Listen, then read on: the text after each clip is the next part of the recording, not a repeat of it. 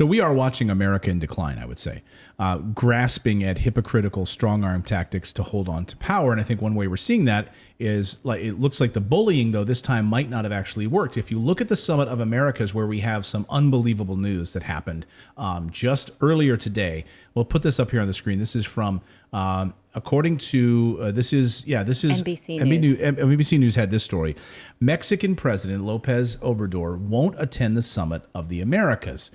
Now, this was because, you want to provide some context here on what happened here last week? Yes. So the Biden administration had been planning to exclude certain countries that are in Latin America or South America because they're not happy either with their democracy or other human rights records. Those countries included Nicaragua, Venezuela, and Cuba. And now Mexico has said, look, it's really not productive to have a Summit of the Americas when certain countries are excluded. It's not a productive conversation to talk about the Americas as if it is fragmented. And so in solidarity with other Latin countries, he's saying he won't attend because he doesn't absolutely think that that's right. The organizers are saying that there will be representatives from these nations, including Mexico. But obviously, if the leader is not there, it does send a big signal. Well, interestingly enough, Venezuela is the country that the United States has said we are willing to start opening talks on oil because of certain embargoes over oil in Russia. And the United States doesn't necessarily need oil from Venezuela, but wants the rest of the world to access it. And so recently, the president has said he's willing to speak with Venezuela President Nicolas Maduro, who, I might remind you, is actually under indictment from the Justice Department because of his role in certain, many different things, right? Yeah. What William Barr, the Attorney General at the time, called his role in flooding America with drugs and guns.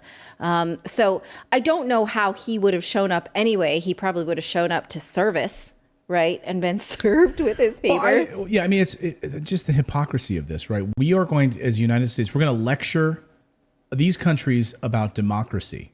Like, this is, to me, it's absolutely laughable when our record on democracy is pretty damn awful. And if you start to peel the onion back and you're not just sucking in CNN garbage for your news, and you start to realize, like, what are we doing in Syria? What are we doing in Somalia? What are we doing in trying to install and overthrow governments around the world? What about the CIA, going after people and killing people? What about we're talking about democracy. What about the extradition of Julian Assange? You want to lecture the rest of the world about democracy? Like, that's what the United States is going to do? And then literally, as Max Blumenthal points out, flying to Saudi Arabia, who literally murders journalists from the Washington Post and puts them in suitcases inside of a building, and where no one's held to account. We're going to fly to Saudi Arabia to work on oil deals with the Saudis. Like, this is what Max Blumenthal says. Biden's decision is based on these countries' lack of democracy. The president is planning to visit Saudi Arabia later this month to discuss the oil crisis, right? Yes. With the Saudi prince. Like, right. This is hilarious. Who evidence has shown was directly connected with the death of that journalist. Khashoggi. Yes, absolutely. So again, we want to lecture Venezuela. We want to lecture Cuba. By the way, Cuba has been under U.S. embargo since 1959, if I'm not mistaken. Like, you want to talk about, like, trying to squeeze a nation, crushing a nation for many, many years. So they said, we're going to see where they were going to invite, the United States was going to invite Cuba. U.S. officials said initially they would not invite Cuba. Then they suggested they might welcome a low-level delegation from Havana. So don't send us your best leaders, the people that can actually get shit done, if we want to have a discussion about whatever it is we want to discuss. Just send some lackeys that we don't want to actually have any conversations with, that you can take back to, Cuba. Like, here's our message, take it back. Like literally like an intern. Yes. Send us your interns from Cuba.